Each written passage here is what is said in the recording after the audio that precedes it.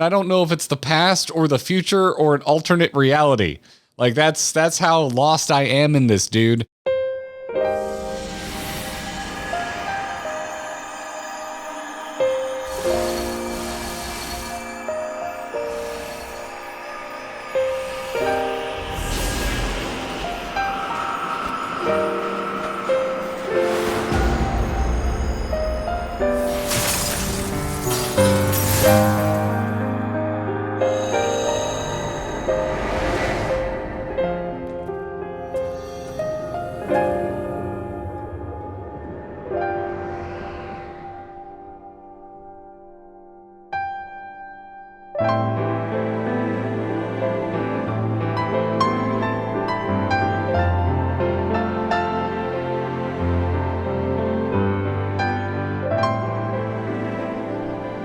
At last, night has returned to Amareng.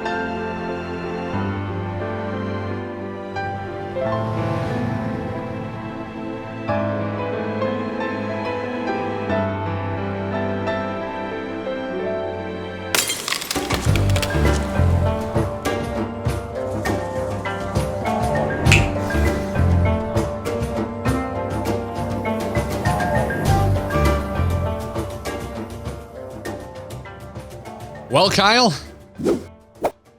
I have no idea what the fuck is going on. This Final Fantasy, man. They answer one question, then they go right into three more. It's the style. It's what they do. I'm so excited. This is getting, it's not quite there. It's not touching the things I really, really want to know about yet, but we're getting there. It is, however, Ardbert touching us. He did. It didn't feel good. No, apparently not. I don't really know what to say about this other than clearly they're doing an arc here where Ardbert really wants to be able to interact because we going all the way back to the defense of the Crystarium, you know, him like really having a moment where he wants to be able to intervene and can't. Please let this work.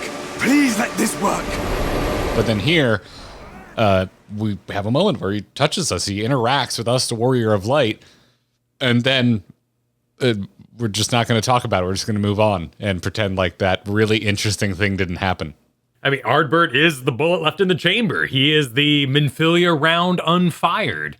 He is set to save the world, sacrifice himself. This whole thing is going to be so full of predictions. So the prediction is the video. He's going to absorb all our light so we can kill him, right? Like, is that how we delete him? Yeah, we're going to port him to the moon, like, Cell. I guess it wasn't the moon, it was King Kai's planet, but you get the idea. Yeah, he's clearly going to do something. And my guess right now would be he is going to be the storage for our light. However we get that into him is how we're going to do it. The only time he was able to make contact was while we were having a light episode. So yeah, it does kind of seem like there's a link there. And then do we kill him? Does he like Dark Link? Like that's another possibility here. Is Ardbert, this isn't Ardbert's time. This isn't his mission. He has a mission, but this isn't it. And we're going to regurgitate this light and then kill it as a light-born version of ourselves. Because it has to go somewhere. We're not going to swallow this down and poop it out. It's in us for good until we deal with it. You've had more eloquent analogies, sir. I'll not keep you from your rest any longer. Take as much time as you like.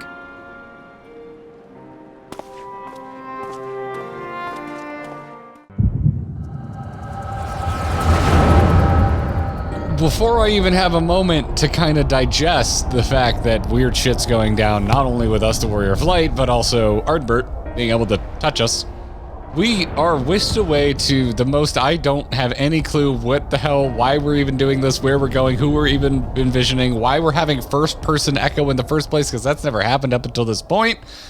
We get a echo vision, and I don't know if it's the past or the future or an alternate reality.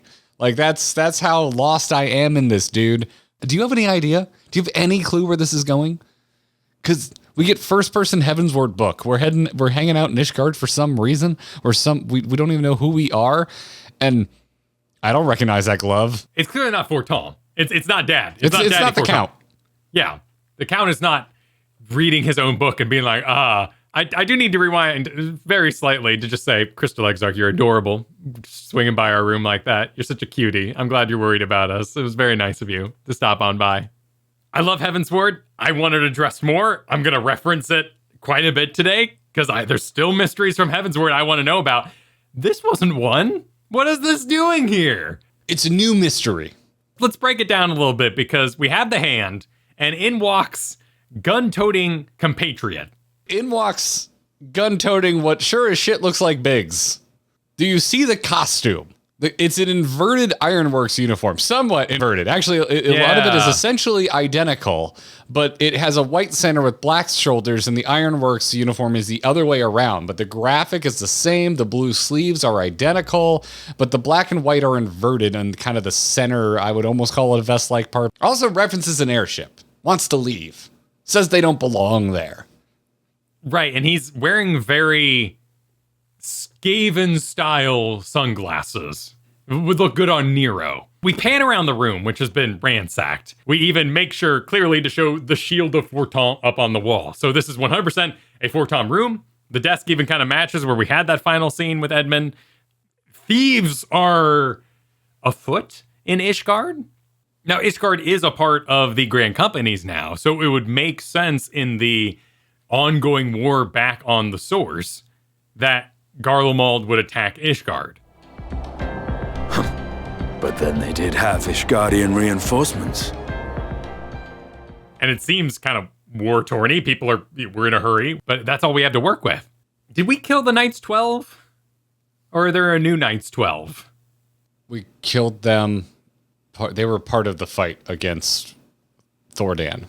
Right, they were using the faith of the people to summon super suits, primal super suits. So I assume they're dead, but gun-toting compatriot says, gods, by the sound of that last one, I reckon the Knights 12 might be the Knights rubble now. What? So did Amaric make a new Knights 12? Or are we in the past? But we're talking about the time when the little girl was thrown off by the crazy priest, which is such a just like shocking random aside of the whole struggles of Ishgard and their politics. But the dragon shows up and we're like, Dragon Lord, we kind of move on. But that's a crazy part of Heavensward. Just absolutely bonkers. Yeah, there's a lot going on, a lot of moving pieces. To me, it feels like the past. My initial gut reaction was, are we in the past? Are we dealing with time travelers? We're not that far in the past because we're talking about the time with the little girl being thrown off. So we're at most post Edmund finishing the diary, or I guess he could be writing it, but then he wouldn't have had it at that time. Also, the gun-toting compatriot says, it's a sickness, and it's spread to every corner of Eorzea. The city-states are in disarray, and by all accounts, the Far East is faring no better. So that sounds like Black Rose. So that would put us in modern time. It does, yeah. So maybe the Knights 12 are just throwing us off here, and maybe there's an easy answer that we're just ignorant to, but we should know. Yeah, the East, we weren't even concerned with the East during Heavensward, so why would this be the past? I have nothing but questions coming out of this. We're dreaming. How we are echoing across time and space. I don't think we've had... Yeah. Potentially time and space. Could just be space. Could just be reflections. space. could just be normal space. They're hiding things, right? Because our echo we're writing, which is normally in third person, we are writing first person, and the lines aren't being read aloud. So there's no voice cue for it. Which I think means it's someone we know because the voice would give them away. And they say, indeed, but not today, not while our message remains undelivered. So it seems like they're trying to reach the Warrior of Light who is missing because they want him to come back and be a part of this, I assume, Black Rose apocalypse, which is firing up. Yeah, but also, didn't we get word back to the Source by way of Feo Ol? They were letting Tataru know that we were okay on the Source. And then there was kind of a hand wave that you can move back and forth. But canonically, I think we are on the first for the entire playthrough. That's, yeah. It's honestly felt a little weird to visit since we started Shadowbringers to go back to the first. But damn it, we had Christmas to celebrate. And our interior designers worked hard. they close the book and say, no, this isn't right. It would need to be later, after the liberation of Alamigo, perhaps. I think they found a diary that suggested where the Warrior of Light has been, and they're trying to find him, and they're trying to breadcrumb trail the pieces. And we, after liberating Alamigo, went to the first. They have no idea where we went. It'd be neat if it was Biggs, but Biggs would know where we went because he was there in the trench. He was chilling right by us with Chitaru. We're also assuming they're trying to find us. That's the vibe. I'm with you. It's the vibe we're getting, but they don't come out and say it straight up. So this whole thing is, I'm assuming, very intentionally misleading. Take bets right now. It sounds like you're firmly in the camp of they're just trying to find us and it's happening in real time. I would be. But as you end the dream, they throw in perhaps that red herring of select an option. Was that the past? Your character says, was that the past? It's the line you selected here in the footage. So they put our minds there, which would suggest more messages are coming as they look for us. Yeah. If I had to make a bet, I would put myself 51% in the camp of time travel is involved somehow.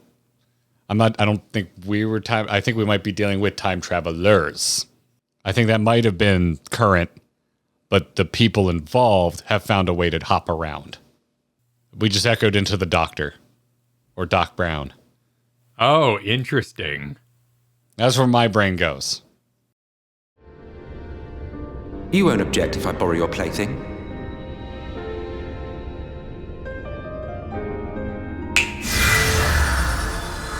We need to get to Emmet's PowerPoint. A lovely moment where Emet hijacks the holodeck. We're having a crew meeting to prepare to return to Eulmore to kill the final Light Warden, and Emet butts in and tells us straight up, tells us point blank, this isn't how you save the world.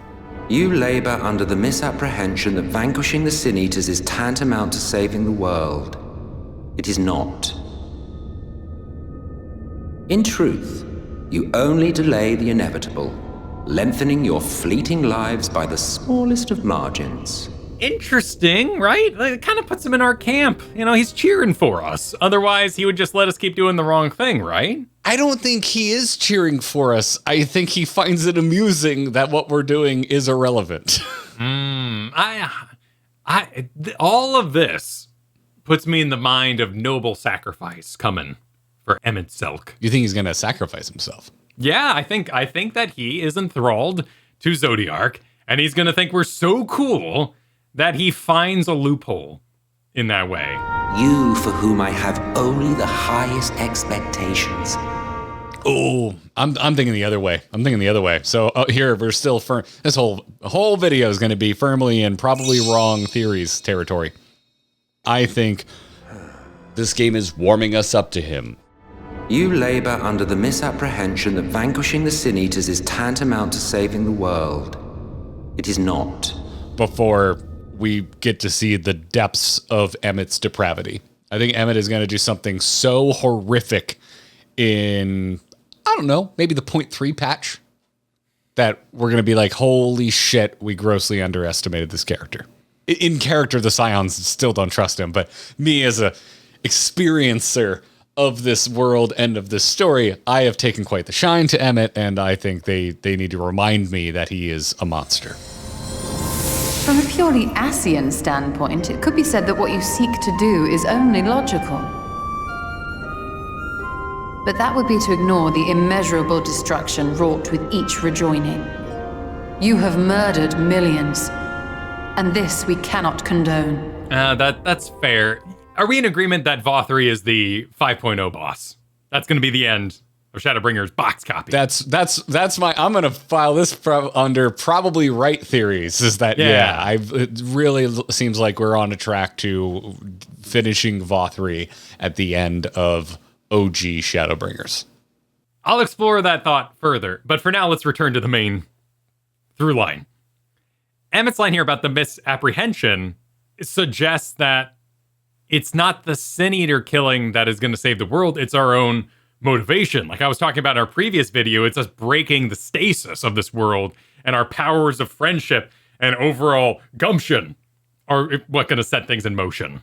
Yeah, and it's like not the only misapprehension. Like Emet is micro correcting the shit out of us right now. He is just a walking YouTube comment in the scene because he seems, I would say, triggered by Alphino assuming that Emet thinks Ascians are special, and that's what launches him into the PowerPoint. He's like he corrects Alphino. If I may stop you there, I do not claim that we Ascians are special. That is another misconception. In the beginning, everyone lived nigh for eternity. Such was the natural order of things. But like so much else, this was taken from you. Emmett's a little grumpy. Something upset him. It's not us winning because he says we're not winning. Yeah. Now, my initial impression of the PowerPoint was like, this is a bit of a retread. It felt like a retread of the cave scene and also of the calamities and how we understand them. But upon reviewing it, I wonder if it's not being shown to us under the context of how to save the world. Because that's kind of what sets us off on this whole thing and being like, that's not how you save the world, you idiots. But I still don't know what to take away from this. We also learn about Heidelin's power to enervate beings. Uses Reen as an example. And For example, were she to strike you,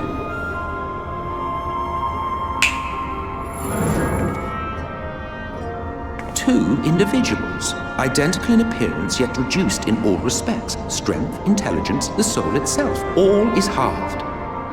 I find this example maddeningly unhelpful, and I'm curious if you agree or where your brain goes, because he just splits Reen in two and then just kind of hand waves to, here's 14 planets.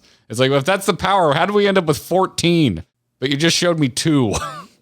Because Final Fantasy 14. I'm aware, Kyle. That doesn't answer my question. It is cute, though. It is cute that they've kind of matched up those numbers. But yes, yeah, and of course, the 13 and 1 and the 10 and 3 things that they do. It gets a little confusing at times. There was definitely an effort made by the writers in this expansion and patch Stormblood to retread old information to make sure that people are picking up on it. A Realm Reborn Heavensward was very much like we said it once, you better have gotten it because we're moving on. I think the retread here is purposeful because the cave scene would have been one and done for people who don't record their footage and then review it later. This is catching you up. I don't know whether to read this as like an important plot point or if it is just to develop Emmet's flawed view of the state of things. Because he's like, hey, you've been cut in twain this many times, and your strength, your intelligence, your soul has been cut in twain that many times. Therefore, I don't see you as full. I don't see you as a living being.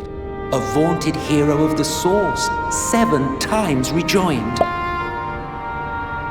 And gets to the end of this entire thing, which is, I don't see you as truly living, therefore killing you can't be murder. Case in point, I do not consider you to be truly alive, ergo, I will not be guilty of murder if I kill you. Yeah, some bad guy logic for sure. I like bad guy logic. It's fun. I do too. Which is not the same as saying I agree with it, and I want to make that very clear. Yes. No, I guess we could make that clear, sure, So this PowerPoint, to me, immediately served to divide this conversation from Omega. Back when we did Omega, we were talking about how Alpha walked through the solar system and heard Omega talk about the various stars, dying stars, desert stars. Those are completely unrelated stars. Those aren't shards. Now my new question is there only one moon? Because we got a moon bound, and we're not copying the moon. We locked Zodiark inside the moon. Or did we split him into 14? Are there 14 moons? Or is there just one moon that everybody's sharing?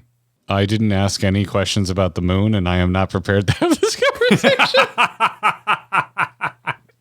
See, that's where my mind went. I was like, forget Minfilia getting divided. I want to know about the moon, damn it. Your brain went to, let me ask questions about things that weren't mentioned at all. Also, are we just assuming Zodiark is locked in the moon? Because it shows up in Endwalker? Has it been explicitly stated that that's where Zodiark is?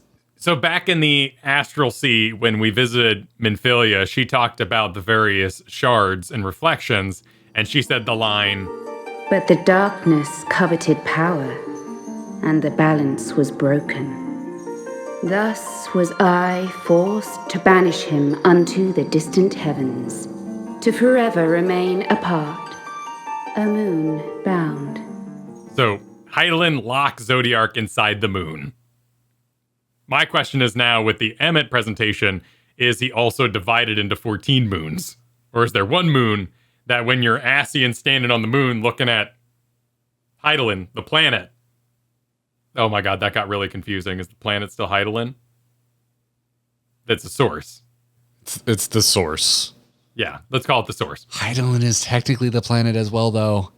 Yeah, but that's also primal now, so let's not call it Hydaelyn anymore. Let's call it the source. So when an Ascian is standing on the moon looking at the source, can they also turn right and see number 13? Or I guess it'd be the way this is laid out, you turn right and you're looking at number 1. And can you just spin on the moon and see all the reflections as planets kind of around you? Because the first has a moon. Like, that was one of my questions after seeing this. Is I walked outside, I looked in the sky, I was like, does this have a moon? It's got a moon up there. Now, what I need to do is side by side compare the moon on the source and the moon on the first. Oh my god. I was not prepared for this. I don't know where to take it. That presentation pales in comparison to the unvoiced lines that you get if you talk to Emet here. I guess he just likes that we ask questions because he's more than willing to give up the information. It's like when you're at the kids' table and someone finally comes over and asks you about your favorite Ninja Turtle after you've had to listen to the adults talk about their favorite football team at Thanksgiving for 3 hours. I think Emet is just excited someone's listening. We ain't seen nothing from Emet yet. All he's doing is observing. We haven't even seen his current plan in action. Yeah, we don't know what he might even look like outside of his clone bodies or anything like that. So he might full blown be a monster in there. Who knows? What if he's just us? Because we're an Ascian. We're a light Ascian, Kyle. Okay. That's too much. Emet shows up and it's just your warrior light model. No, he can't. He can't. And that is the information we get from Emet here. Very, very important information. He can't be us because he's whole. And that's what we learned talking to him. Emet is a paragon amongst Ascians. He is one of the 3 who is unsundered. That means there's no other pieces of him out there, and killing him means dead Ascian, like what happened to La Habrea.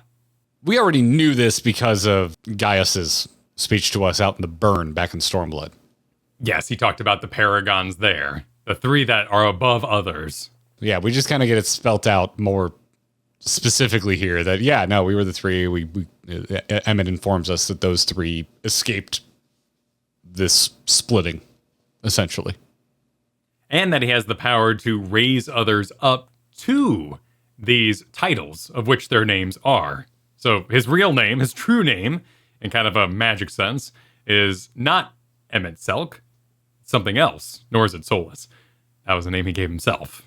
Which means, will we meet another Iggiorm? Because I guess Iggiorm is essentially a title. And if they are titles, could someone raise themselves to La Habrea? Will we see someone else with the moniker of La Habrea at some point? I say no, because La Habrea is dead.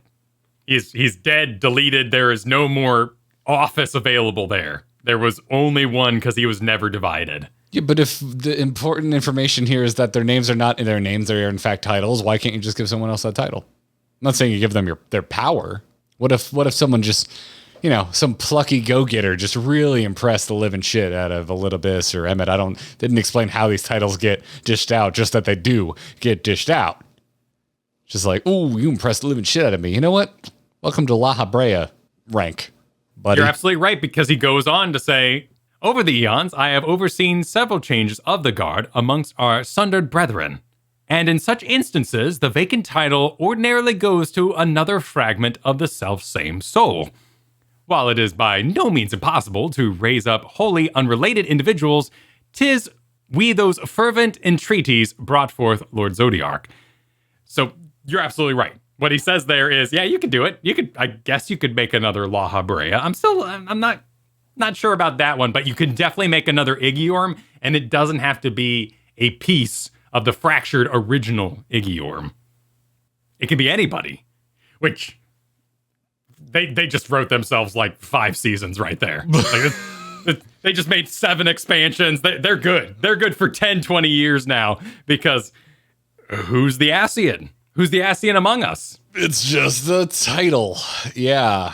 Again, it's also kind of what I find odd about it, because then, like, what does it matter that they have the title?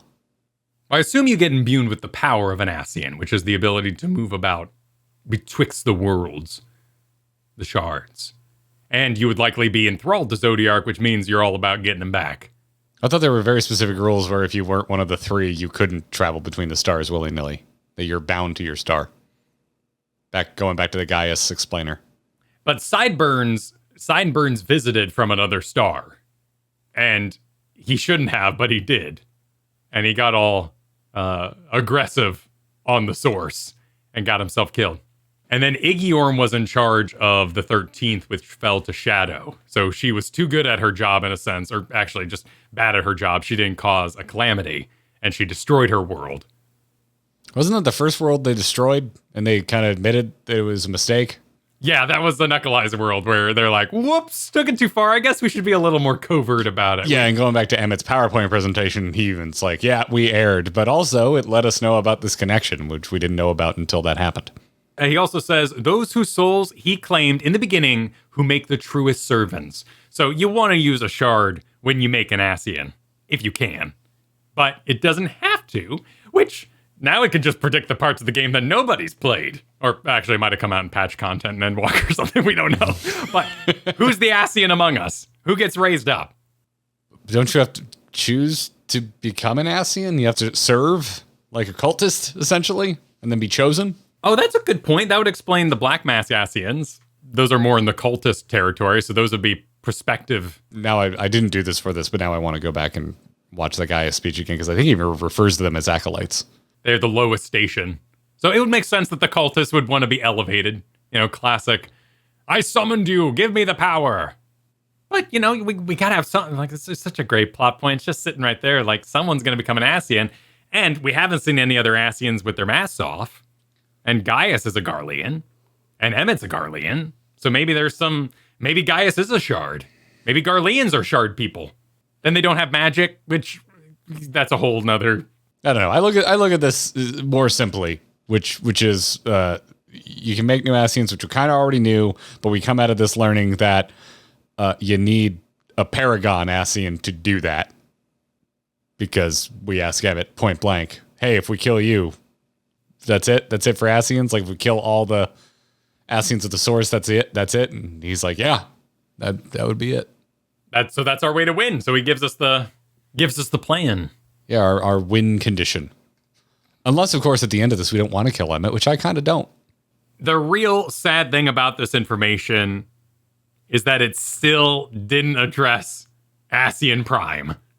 And that's still what I want to know about. You're the only one who cares. Apparently, but it was badass, and it was such a cool magic system they were portraying in the big gooey room.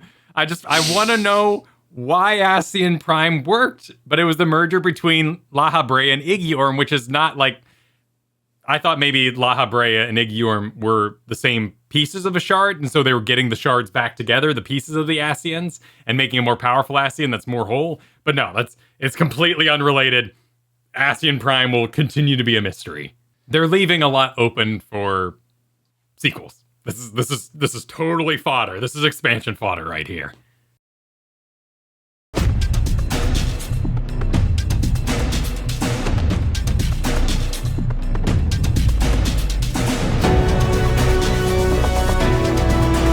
Well, let's gain some clarity and return to Eulmore, which we start right off the bat by confirming that Mule is indeed people. Well, it's Sin Eater, but the people become Sin Eaters that then become Mule. So by a roundabout way, we were correct. Mule is people, Kyle. Yep. It's people with extra steps. Vothri finds people, elevates them, transcends them, like what happened to our canary. And then I guess some of them aren't as hot as others? Or he has like a big grinder or something? How they specifically make bread out of Sin Eater, they don't get into. You're full of the Sin Eaterness, and Vothri is able to command you. In particular, the people outside of Eulmore proper have eaten a lot of the bread. And so they go full, zombie mode, crawling around using that model and attacking us. Yeah, as we storm Eulmore, go through another great solo duty. Specifically, don't kill the people. You notice they just kind of go to their knees and just kneel down when we beat them. When we beat them, they don't actually kill them. So we run up Eulmore. We fight Ranjit. I've been going back and forth on whether I'm okay with this because my gut reaction is that Thancred should be the one to kill Ranjit or Minfilia. Actually, if anything, it should be Minfilia. However, I've had a lot of time to think about this over the break, and we were one of the many Minfilia dads over the course of going through Shadowbringers, so I like it a little bit more than I did when I initially completed this solo duty. I like that. I see myself as the monster slayer, and this was a monster that needed to be put down. There's an obstacle in the way, and that's what we do. I mean, I'm happy to kill him, but I was just thinking about it narratively. I was like, this kind of feels like it's Thancred's kill. But he's tank spec. His DPS sucks, so he's going to do it. The first time we fought him, our DPS sucked too.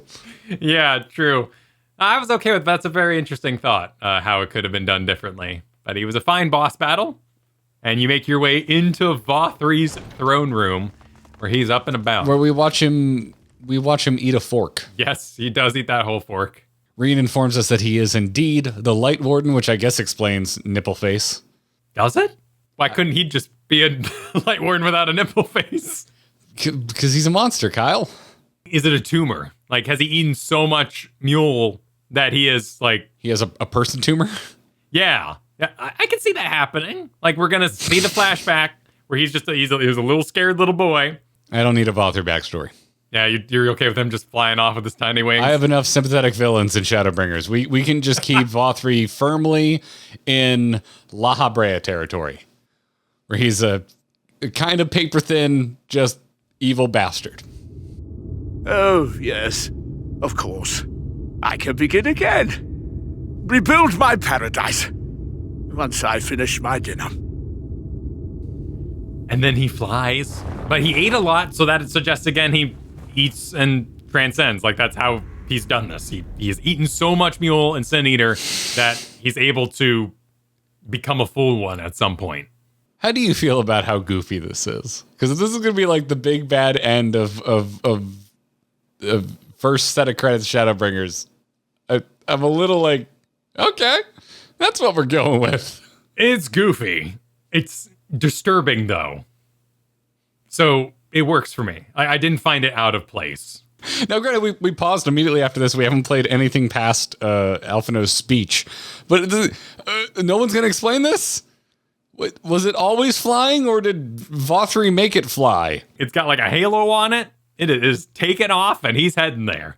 Did the mountain eat too much mule? Like, I don't know how the mountain got his powers. We might find out. I'm trying not to think about it too much. I mean, it's going to be a great set piece, right? Like, if we're fighting him on top of the mountain up there in the sky with all the light going, it'll be beautiful.